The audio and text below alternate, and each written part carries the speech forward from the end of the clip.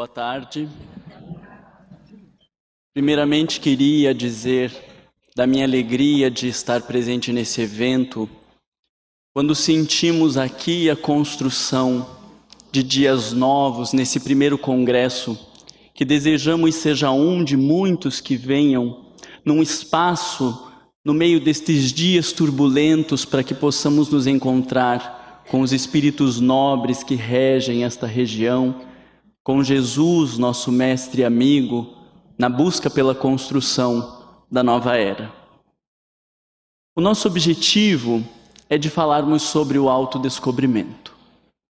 E pensar sobre autodescobrimento pressupõe falar daquilo que está encoberto, daquilo que não é facilmente visto, daquilo que está escondido de mim e de cada um de nós. Mas se estas coisas, elas estão encobertas, há um motivo para isso. Então, se elas estão encobertas, se nós não queremos vê-las, por que se convida os psicólogos para ficar falando dessas coisas? Eu já estou introduzindo para vocês que necessariamente a minha fala vai ser uma fala constrangedora. Porque nós vamos precisar falar das coisas que são desagradáveis de serem faladas, mas que precisam ser tocadas, tendo em vista o processo da construção dos novos dias. Carl Gustav Jung, psicólogo e psiquiatra suíço, diz que aquele que não atravessa o inferno das suas paixões também não as supera. Esse conhecimento do início do século passado, ele fala de uma postura que nós temos de querer ascender ao alto, sem vivermos a nossa humanidade. E o problema é que desenvolvemos os aspectos intelectuais, teorizamos a respeito do comportamento e da moral humana, mas a nossa condição ainda inferior não acompanha o desenvolvimento do raciocínio. E vamos criando uma cisão dentro de nós mesmos, entre aquilo que nós pensamos e gostaríamos de ser e aquilo que nós realmente somos. De um mundo desconhecido e encoberto, que precisa ser descoberto pelo próprio sujeito, para que ele possa alçar voos mais significativos. A experiência no consultório, e eu me permito trazer aqui para vocês algumas experiências no consultório, porque falamos então de uma fundamentação científica, de métodos específicos através do estudo de casos, e buscando então essa fundamentação teórica, nos permitimos trazer um pouco da prática profissional. A experiência no consultório, ela vem mostrar um submundo que existe por trás de cada um de nós e que pouco aparece. E eu brinco com alguns dos meus pacientes que a minha vontade é colocar todo mundo num grande grupo e obrigar cada um a falar dos seus aspectos sombrios, das questões que lhes perturbam, porque nós vivemos estes dias como se apenas nós tivéssemos conflitos, contradições, contrariedades na nossa alma, e sai um, entra o outro, para falar dos mesmos temas. Os nossos temas são a sexualidade, a agressividade, a inveja, o orgulho, a vaidade.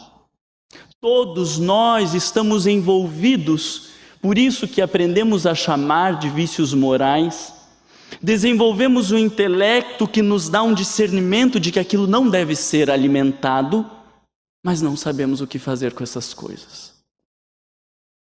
Quando eu olho para mim e descubro uma pessoa arrogante, o que faço eu então com uma pessoa arrogante? Nós temos como referência Chico Xavier, alguém que nos inspirava simplicidade e humildade. Então eu faço uma voz parecida com a de Chico Xavier. Dobro a cabeça, falo um pouquinho mais manso, chamo de meu irmão, de minha irmã, que nós vamos todos caminhar juntos. E aí o que aconteceu com a minha arrogância agora? Responde para mim, o que aconteceu com a minha arrogância agora? Ela se transformou e deixou de existir? Não. Mas se eu não a enxergo mais, para onde ela foi? Para o inconsciente.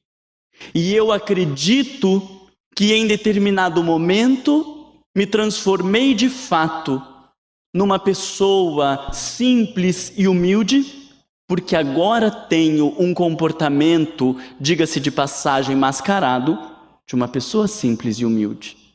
Mas Marlon, não será na insistência deste comportamento que nós vamos nos transformar? A psicologia nos diz que não. Gerou um mal-estar aí? Não.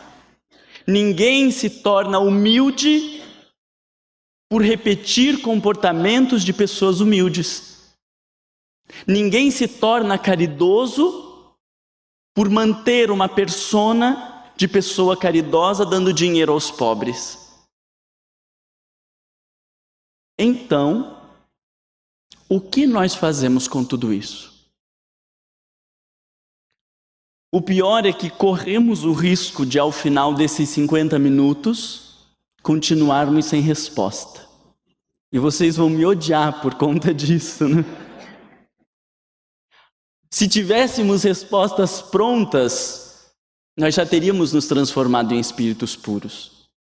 Não as temos. Mas existe um pressuposto que hoje deve estar claro no processo da construção do Nova Era. Alguém pode tirar essa imagem ridícula? Eu estou quase 10 quilos mais magro do que isso. Mudei o óculos, a mulher me obrigou a ficar olhando para cima nessa foto. Deixa apagado, que agora me constrangi de olhar para aquilo ali. Até perdi meu raciocínio na hora que eu olhei para lá. Mudou. Deixa agora eu retomar aonde eu estava. Allan Kardec, na Gênese, no último capítulo da Gênese, veja que simbólico, porque a Gênese é o último livro publicado pelo codificador como o fechamento das obras que nós nominamos como obras básicas da doutrina espírita. Na última obra, no último capítulo desta última obra, nominado São Chegados os Tempos, ele nos fala que a Terra deve elevar-se na hierarquia dos mundos e que estamos num processo de transição. Já não é somente do desenvolvimento do intelecto o de que o homem necessita. É preciso aprender a elevar os sentimentos. Então, nós vemos ali um anúncio de Allan Kardec de que nós sabemos muitas coisas, e ele não está dizendo não vamos estudar mais, não vamos cultuar o intelecto no sentido deste desenvolvimento e de nos apropriarmos cada vez de mais conhecimento. Ele não faz uma negação ao desenvolvimento intelectual, mas de que o mesmo investimento que nós fizemos para o desenvolvimento do intelecto deve agora ser feito para o desenvolvimento dos nossos sentimentos. Mas quando eu olho meu filho ciumento, invejoso, arredio, orgulhoso, o que nós fazemos? Não age assim, menino.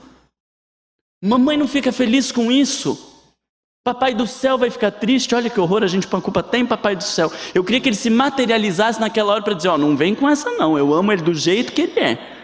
Se você tem problema lidar com a imagem em relação ao seu filho, eu não tenho problema, porque eu amo todos do jeito que eles são. Mas aí a gente apela para Papai do Céu, a gente faz uma barganha com dinheiro e estratégias que transformam nossos filhos em pessoas humildes, simples, amorosas, tolerantes, caridosas. Faz assim com a cabeça assim? Não. Mas se eu precisar decorar um determinado texto sobre a caridade, em 20 minutos ou 30 minutos nós conseguimos decorar e declamar aqui à frente. E mesmo que eu consiga reproduzi-lo de maneira poética, artística, isso faz com que no momento em que eu viva a grande provação da minha vida e precise perdoar, garante que eu perdoarei? Não.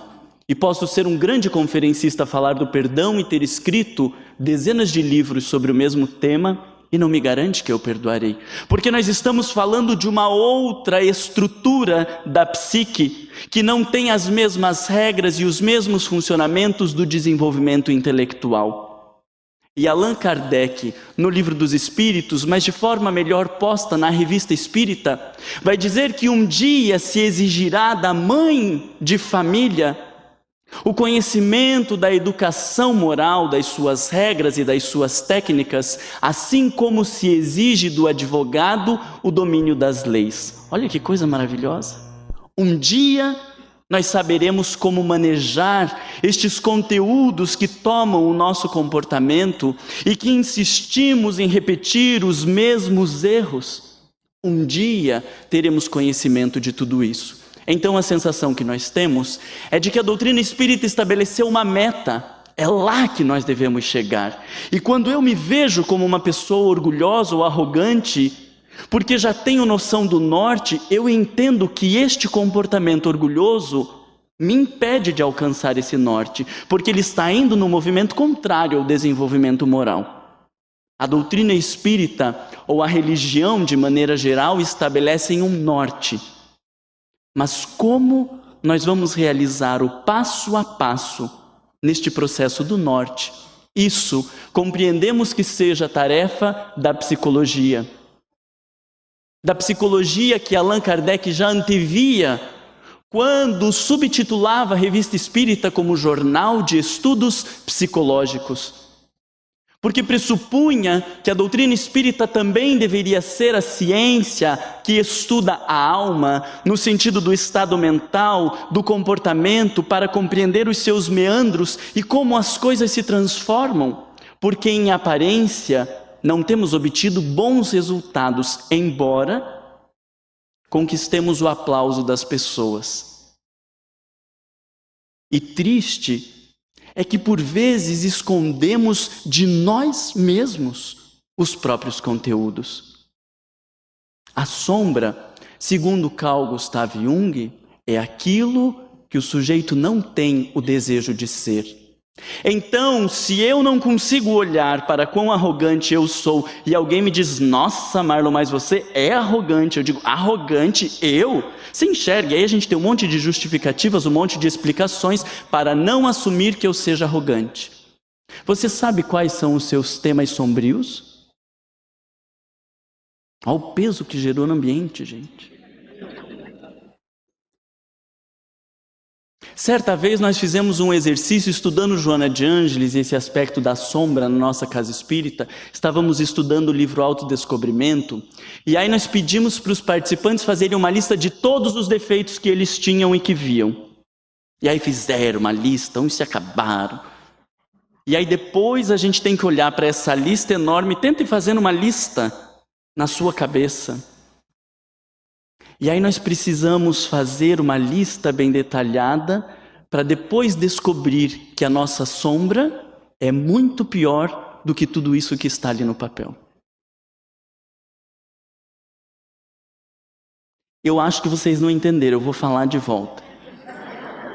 Tudo que você listar no papel a respeito dos teus defeitos é a ponta do iceberg dos seus conteúdos sombrios. Ah, Marlon, mas aí não tem como. Isso aí é deprimente. Deprimente em relação a todos os nossos ideais. Então voltemos a Kardec. quando ele falava que nós vivemos um momento em que a Terra deve elevar-se na hierarquia dos mundos, ele está falando de um processo onde estamos nos mundos de provas e expiações e vamos nos transformar um dia em mundos ditosos.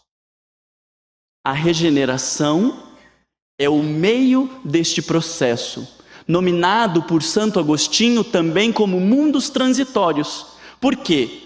Temos então, em primeira instância, os mundos primitivos, morada dos espíritos recém-saídos da mão de Deus. Essas definições que eu trago para vocês, elas estão no Evangelho, capítulo 3, há muitas moradas na casa de meu Pai. Mundos primitivos. Na medida que o sujeito se desenvolve nos mundos primitivos, qual é a conceituação ou o nível moral? Não há discernimento entre bem e mal, não há reconhecimento de Deus, e então ele nem discerne do que deve e não deve fazer. Depois que nós evoluímos, nós nos encontramos nos mundos de provas e expiações. Olha que coisa triste, de 1 a 5 saiu do primitivo, já somos nós. E o que caracteriza, segundo Allan Kardec em O Evangelho, os mundos de provas e expiações? Neles, o mal predomina. Gente, olha para mim. Acordei 4:30 da manhã para vir fazer palestra, não ganhar nada. André Trigueiro já falou do nosso risco de pegar lá o bimotor e tudo mais, né? Vocês conseguem ver o mal aqui em mim, tão bem arrumadinho, perfumado, falando de Jesus Cristo? Vocês estão vendo o mal predominar em mim? Eu olho para vocês todos bonitinhos, batendo palma, pessoas animadas, em nome de nosso Mestre Jesus. O mal está aqui entre nós? Temos algumas alternativas. Vamos pensar um pouco. Fechou turma nos mundos ditosos. Não tinha vaga na hora de distribuir. Perdemos algumas vagas, tivemos que reencarnar na prova e expiação, mas com a condição de que assim que liberar a vaga, a gente volta para lá. O que vocês acham dessa ideia? Mas parece boa, não parece? Estamos aqui, todo mundo esperando. A hora que liberar a vaga, a gente já volta. Podemos considerar um equívoco divino, lista de bilhões e bilhões e bilhões e bilhões de seres ao longo de todo o universo, deu uma atrapalhada lá na lista, acabou mandando a gente para cá, mas logo logo estão ajeitando esse negócio e as coisas se resolvem. Não. Temos ainda uma outra alternativa boa. Na Terra, há 3 regimes, em termos didáticos, 3 regimes. Reencarnamos em regime provacional, em regime de expiação, e qual é o terceiro? De missão. Alguns ficaram com a carinha assim, ixi, o Marlon me descobriu, né? Eu achei que só eu que estava aqui em regime de missão. Não, estamos todos nós na Terra em regime de missão. Viemos para salvar nosso marido, nossa esposa, nossos filhos, a sociedade corrupta. O que vocês acham dessa ideia? Tenta para lá, tenta para cá, todas essas alternativas são inúteis e somos obrigados a cogitar que o mal está presente dentro de nós, mas numa dimensão inconsciente. Ele não é enxergado. O que será que pode aparecer de nós no dia em que estivéssemos, Deus queira que não aconteça por hora, mas que estivéssemos com um revólver à mão, vendo uma filha ser estuprada com requintes de crueldade em nossa frente? Será que somos as almas a orar para Jesus Cristo, compreendendo o que o Senhor está nos oferecendo naquele momento? Lembro de uma paciente no CAPS, Centro de Atenção Psicossocial, que ela tinha um quadro de depressão crônica com tentativa de suicídio. E depois de muito tempo, eu resolvi resgatar toda a história daquela mulher. E eu fui descobrir que ela deprimiu depois de um breve momento onde ela se separou do marido, tinha o filho ainda pequeno, se separou dele por conta de uma traição. Mesmo assim, o juiz autorizou que ele tivesse uma visita compartilhada em alguns momentos com a criança. Ele e justamente a mulher com quem ele traía, a sua esposa, foram passar o final de semana com a criança.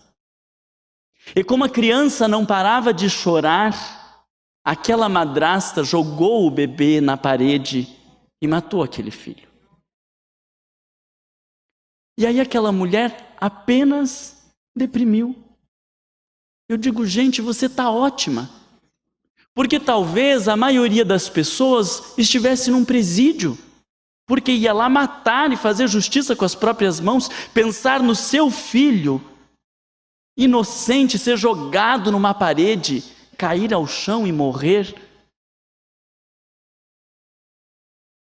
Mas se esses exemplos não são suficientes para cogitarmos o mal que existe dentro de nós, eu quero retomar com vocês um personagem do Evangelho que é uma figura extraordinária. Pedro. No episódio que ficou conhecido como a negação de Pedro, numa descrição muito pequena nos evangelhos, mas com muito mais detalhes no livro A Boa Nova, ditado pelo Espírito Humberto de Campos, psicografado por Chico Xavier, no capítulo também de mesmo título, Pedro estava ali tentando se sobressair em relação aos demais. Jesus olha para Pedro e diz, Pedro, baixa a bola. Vocês estão vendo? É uma riqueza, né, o meu vocabulário para descrever o Evangelho. Né? Eu tenho uma memória extraordinária e aí eu descrevo ipsis literis o que Jesus falou, trazendo para o momento, a época. Né? Então ele dizia assim, Pedro, baixa a bola, Pedro. Diz, baixa a bola, Senhor. Claro que não. Ele diz, Pedro, antes de o galo cantar, tu me negarás 3 vezes. O que Pedro fez? Ô Senhor, solta uma bomba dessa agora no meu colo? Vou ter que meditar, pensar nisso que o Senhor está falando. Que história é essa de negar? Será que posso mesmo? Foi isso que Pedro fez? Não. Eu? Todos podem te negar. Eu jamais te negarei. Jesus vai ao monte se preparar para o momento da crucificação e pouco tempo depois, quando ele já está sendo levado aos sacerdotes, alguém olha para Pedro e diz, ele andava com o Nazareno. E Pedro instintivamente diz, não, eu não conheço esse homem. Numa segunda oportunidade, outro lhe acusa e ele nega. Pela 3ª vez ele nega até que o galo canta. O Evangelho de Marcos diz, e o galo canta pela 2ª vez e Pedro cai em si, de que havia negado Jesus. Vocês imaginem o constrangimento que Pedro deve ter vivido. Ele que amava o Mestre, de verdade o amava, que prometeu entregar a sua vida àquele que transformou não só a ele, mas todos aqueles que estavam à sua volta, que deveria render graças e viver o sentimento de gratidão por toda a eternidade. No momento culminante, ele nega Jesus e finge que não o conhece. Quando o Evangelho diz que Pedro caiu em si, psicologicamente, podemos dizer que ele descobriu o véu e foi obrigado a olhar o sujeito que existia dentro dele para além dos discursos, porque o seu discurso dizia, eu jamais te negarei.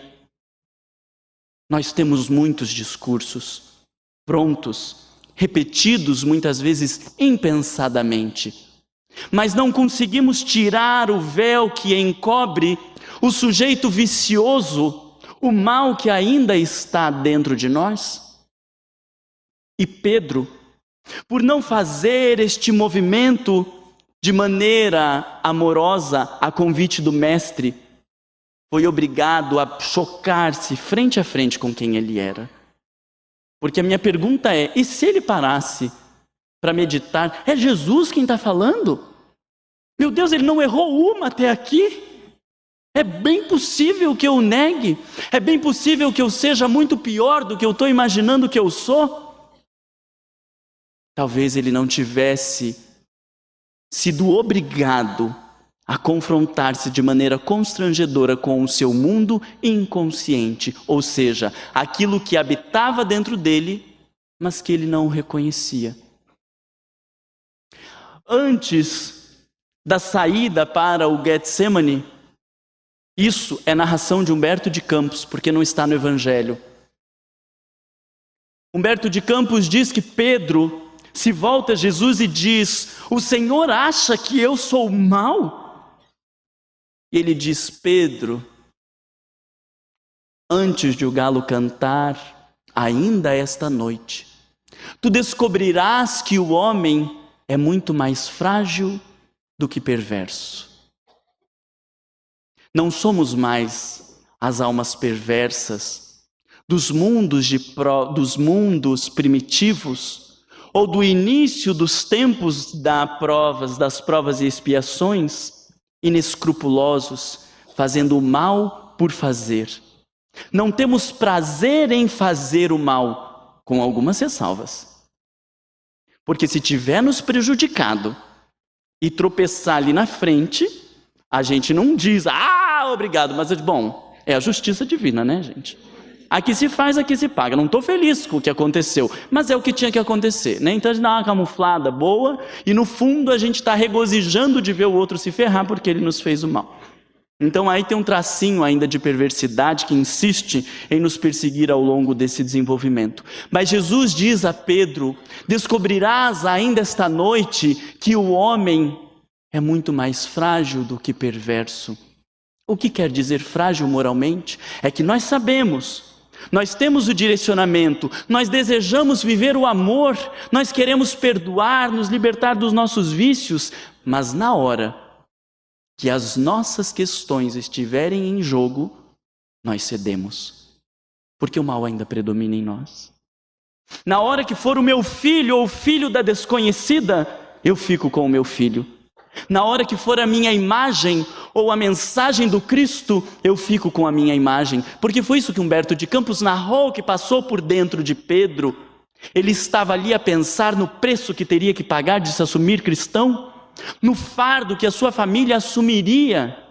E então, por ser um homem frágil, refletindo a fragilidade de todos nós, ele cede. E Pedro, arquetipicamente representando o confronto com as nossas fragilidades, tem que descobrir-se e olhar que de fato o mal está dentro de nós. Mas a exemplo de Pedro, se não formos capazes de enxergar este mal que em nós ainda predomina, a vida de maneira confrontadora nos colocará frente a frente com aquilo que está dentro de nós. O autodescobrimento, meus amigos, é um pressuposto para os dias da nova era. Não no sentido de que vamos nos transformar em espíritos puros, porque se o mal predomina em nós, não é possível que a gente dê um salto de uma hora para outra e o bem predomine. Não há lógica nisso. Sou uma pessoa viciosa, no sentido moral, e não tem como eliminar estas coisas para que eu consiga que o bem predomine. A regeneração é o processo de transição entre os mundos de provas e expiações e os mundos ditosos. E passaremos talvez muitas reencarnações neste processo. A regeneração está posto por Allan Kardec no Evangelho, capítulo 3, que eu já citei para vocês. Não é um mundo com uma caracterização moral em si, porque temos estas duas caracterizações morais, o predomínio do bem e o predomínio do mal. A regeneração é este mundo transitório, nas palavras de Santo Agostinho, aonde nós vamos passar um longo percurso do predomínio do mal para um dia chegarmos ao predomínio do bem. E precisamos aprender que existe uma lei ou que existem leis específicas para isso. Sigmund Freud. Ouviram falar em Sigmund Freud? Sigmund Freud foi o pai da psicanálise, escreve o marco da sua teoria, o livro de interpretação dos sonhos em 1900. Olha que interessante. 1900, há quanto tempo nós estamos falando? Sigmund Freud escreveu que todos os conteúdos que forem rejeitados pela consciência não deixarão de existir. Eles vão para a dimensão inconsciente e continuarão a nos atormentar, só que agora sem serem percebidos por nós mesmos. Entendemos que a proposição da nova era tem a ver com a capacidade de descobrir este mundo que está escondido. Porque como poderemos governar estes impulsos viciosos se nós os desconhecemos? Como poderá alguém trabalhar na dimensão do perdão quando ele tem certeza que ele já perdoou e não reconhece que guarda mágoas? Quando poderei eu lidar com o meu orgulho se eu tenho certeza que eu sou uma pessoa humilde? Olha o meu jeito que eu falo, olha a pessoa boa que eu sou. Eu faço a minha caridade, segundas e quartas-feiras eu faço a minha caridade. É a minha caridade, né? Lá no Centro Espírita, segunda e quarta, segunda é o dia da sopa, quarta é o dia da feira do não sei o quê, e eu faço a minha caridade. E eu tenho certeza que eu sou uma pessoa boa. Como eu vou poder lidar com estes conteúdos quando eu não os reconheço como meus? Dá para entender a lógica? Então nós precisamos de um exercício profundo de descobrir-se. E segundo Joana de Ângeles, no livro O Homem Integral, capítulo 1, ela dirá assim: o autodescobrimento é o grande desafio para o homem moderno. A palavra desafio é interessantíssima nesse contexto, porque desafio se refere a algo que dificilmente será conquistado. Eu não posso desafiá-los a ficar em pé, porque todo mundo pode ficar em pé, então não vai ser um desafio. Mas desafiá-los a tocar no teto, este vai ser um desafio dos bons, porque muitos poucos de vocês conseguirão. Então quando ela diz que o autodescobrimento é um grande desafio para o homem moderno, meu Pai do céu, deu 50 minutos aqui em algum lugar, mas está em 32, né? Quantos que está indo de vocês? 30 ou 50? 30? Então tá bom. Me assustei aqui com o despertador agora. O que eu estava dizendo? Do desafio, obrigado. Então nós estamos falando de algo que a grande maioria, se não tiver um empenho da sua parte, não conseguirá. E um pouco mais à frente, ela nos diz: o autodescobrimento é um parto, impondo coragem aos homens. Alguém aqui já fez um parto? Levanta a mão para eu dar uma olhada. Sem anestesia? Por que vocês riram? Joana de Ângeles não disse: o autodescobrimento é um parto anestesiado. Ela diz: é um parto, então é o parto e é o que tem para o parto. A gente consegue imaginar o que é um parto sem anestesia? Não, né? As mulheres dizem que talvez seja a maior dor e que o homem não engravida porque não teria capacidade de suportar, né, o parto. Então olha esse simbolismo de um parto. E a gente vê nas novelas, nessa cena da mulher, parece que se acabando para nascer aquela criança, e algumas desfalecem no meio do processo, e isso é o percurso do autodescobrimento. A gente vulgarizou a palavra autodescobrimento. A gente acha que se conhece. Ah, porque eu sou isso, eu sou aquilo, eu sou aquele outro. Eu vou dar uma dica para vocês. Trabalhando 10 anos com isso, eu vou dar uma dica. Se não ficar constrangido, é porque você não descobriu nada. Se não gerar aquele embrulho, aquele mal-estar, a decepção, às vezes até o nojo, por termos que olhar para algumas coisas dentro de nós, você está só na superfície. Porque autodescobrir-se tem a ver com ir contrário a todas as nossas idealizações e fantasias infantis, de que somos espíritos puros, senão puros espíritos felizes no predomínio do bem, porque não é esta a nossa realidade posta pela doutrina espírita. Somos almas comprometidas com o passado, um mundo de equívocos internos camuflados, que não podem ser vistos, que às vezes são vistos. Se não me falha a memória, em 2008, Reverendo Ted ele ainda parece que ainda é vivo. Ele era um grande pastor, levando multidões, milhões de pessoas, conduzindo os seus pensamentos, e no seu discurso, ele tinha uma fala contundente contra a homossexualidade, o casamento homossexual. Até que em 2008, ele foi acusado, delatado, exposto por um garoto de programa que disse ter sido procurado, mantido relações com o pastor, ainda com o uso de metanfetamina. Essa é a nossa sombra. Aquilo que nós combatemos, aquilo que nós odiamos, aquilo que falamos e criticamos dos outros, fala muito mais do mundo que existe dentro de nós do que imaginamos.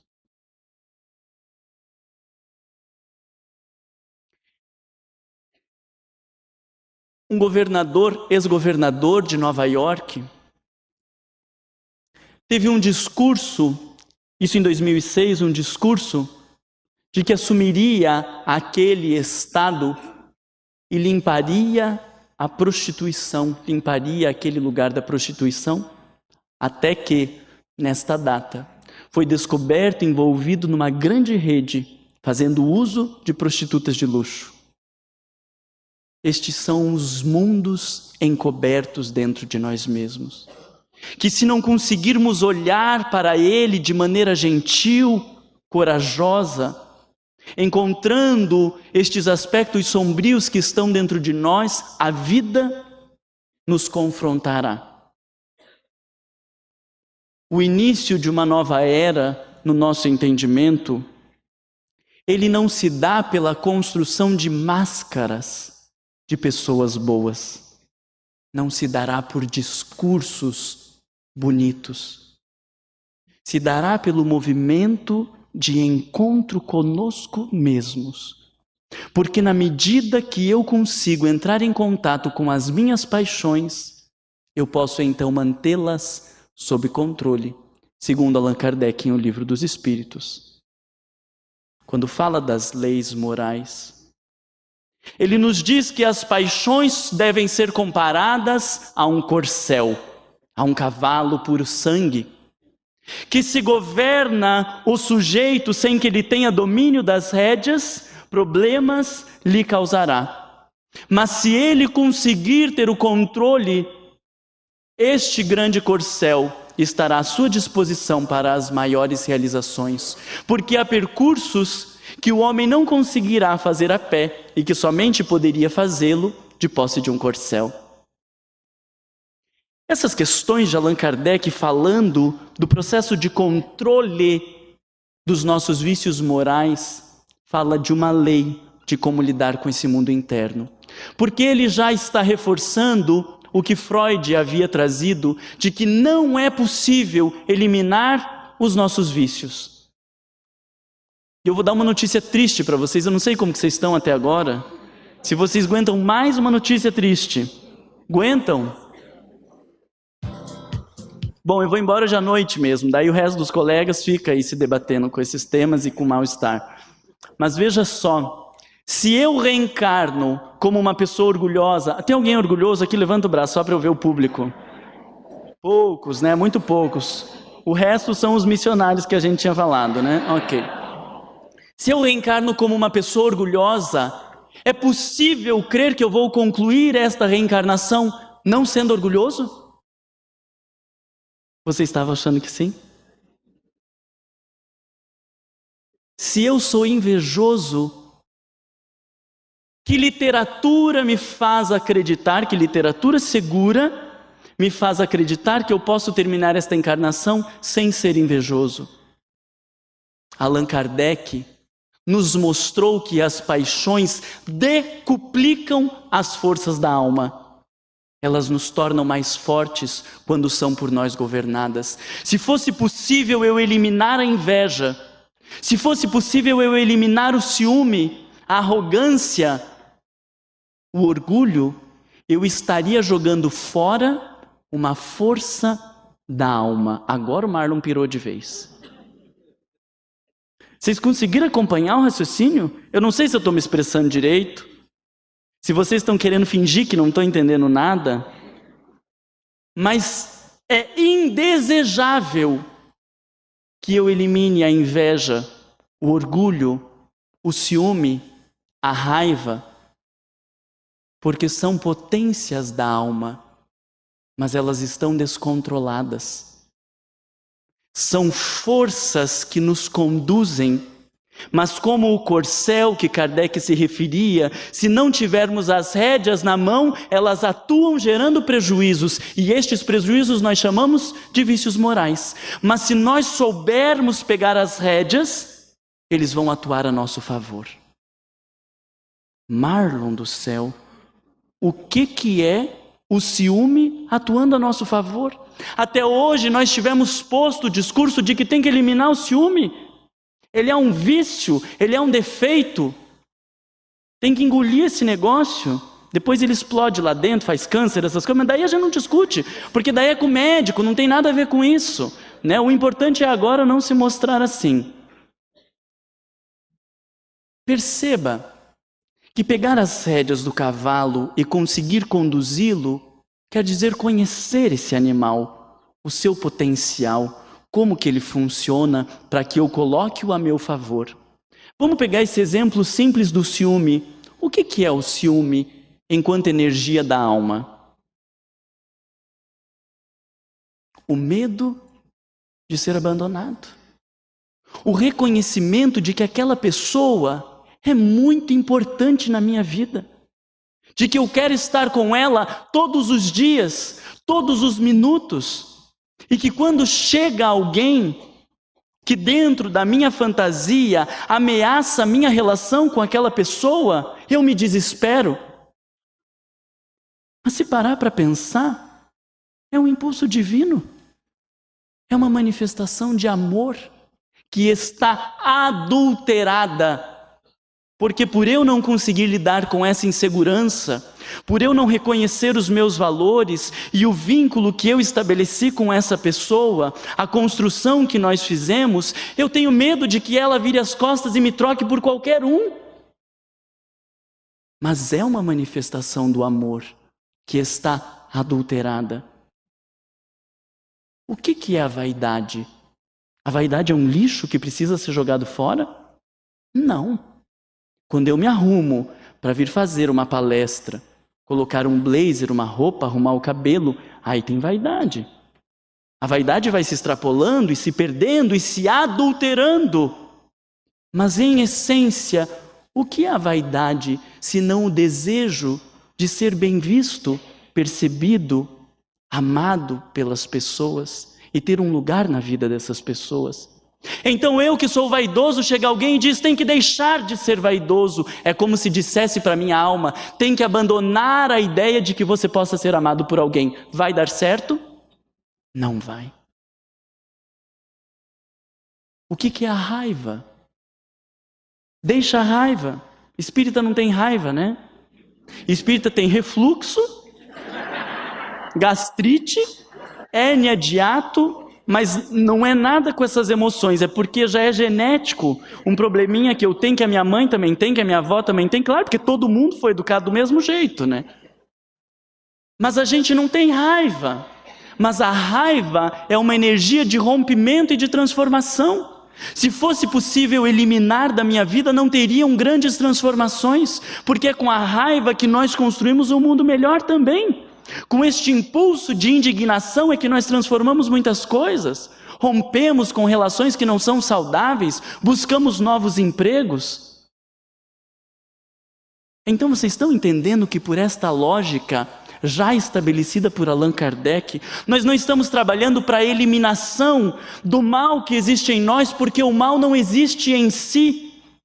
O mal é apenas a energia pulsante dentro de nós, adulterada pelo ego, que não sabe como conduzi-la. Como um sujeito sentado no cavalo e que não tem a menor noção de como conduzir esse corcel, mata-se o corcel?